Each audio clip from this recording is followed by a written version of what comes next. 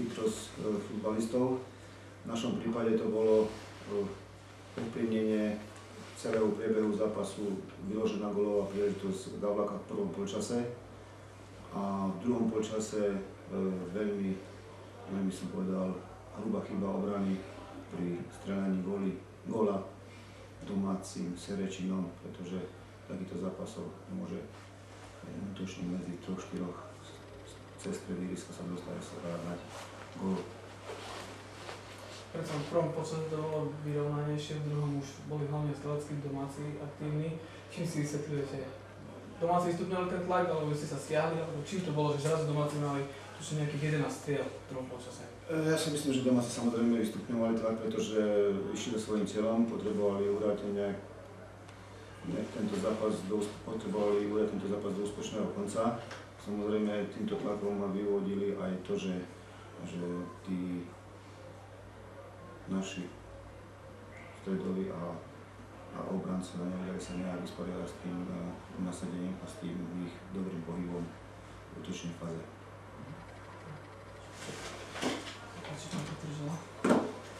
No tak já souhlasím s tím celkem první půle. Byla z naší strany trošku nervózní, protože máme problémy. Nemáme rychlostní typy hráčů a prakticky hrál Palo Ruskotky, když má zlomený palec. Bylo to na něm vidět z začátku utkání hlavně.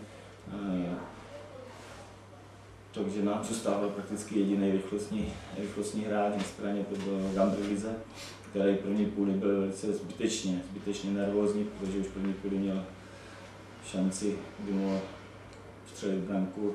Já si myslím, že ta první půle z naší strany byla taková trošku nervózní, zbytečně nervózní, opatrná. Druhou půli, když jsme si v kabině řekli, co jsme se výrazně zlepšili, hlavně se nám zlepšila mladého Špilára na hrotu, který začal vyhrávat souboje, připravoval, sklepával to našim záložníkům, kteří se velice dobře pohybovali a hlavně myslím, že to rozhodla ta genialita Filipa Serenčina, který obejde 2-3 hráče a to utkání rozhodl. Potom už si myslím, že ty branky byly nádherné, byly to krásně vypracované šance a to byl takový bonus k tomu utkání.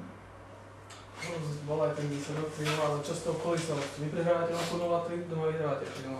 No tak bude jediné, no, tak my pořád musíme stabilizovat obranu. A my dostáváme prakticky první střely na branu gól. Na nás vystřelili 4krát, dostali 3 góly. To je prostě, já už nevím, jestli je to chvílková nepozornost. My utkání v Kubíně máme převahu, máme šance, nedáme a soupeř plní útok a dodám gól. Takže to, prostě já jsem takový zápasy nezažil.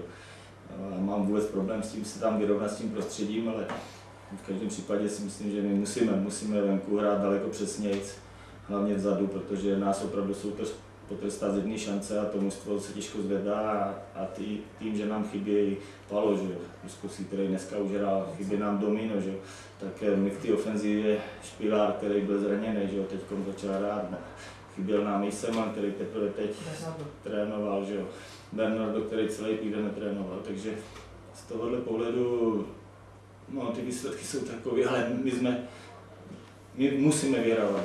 To je základ, jo, protože to místo se buduje, a bude se budovat dál. Teď nám vedení sehnalo perfektní vybavení pro hráče, oblečení. Viděli jste, že dneska nastoupili v nových dresech, které jsme si vybrali. A dělá se tady pro ten fotbal hodně a počítáme s tím, že přes zimu to mužstvo nějakým způsobem už stabilizujeme, skonsolidujeme, aby jsme na příští rok byli dobře připravení. A já si myslím, že ten klub v každém případě směřuje k profesionalismu. Späť k realite, čaká dvojtýždňová prestávka, orientačná, čo v nej? No, hrajeme ve středu, hrajeme utkání proti, myslím, že mladým z Malajzie. Přípravné utkání, a potom hrajeme v sobotu utkání v Košicích, na žádost teda Košic, který nás pozvali na přípravné utkání dopoledne. Takže není tam ten víkend volný. Mě konkrétně samozřejmě čeká cesta domů, protože je to přestávka, měl jsem letět do Moskvy spolu komentovat utkání Rusů s Irama, což jsem nemohl přijmout, protože musím se podívat domů.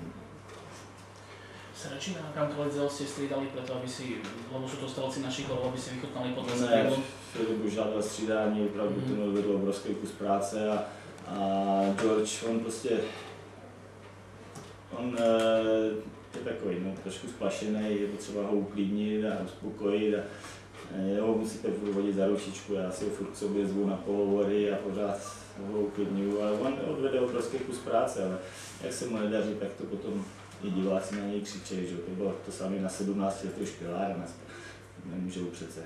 Od něj odvedl maximálně krásný výkon, druhou půl úplně báječně. Dobre.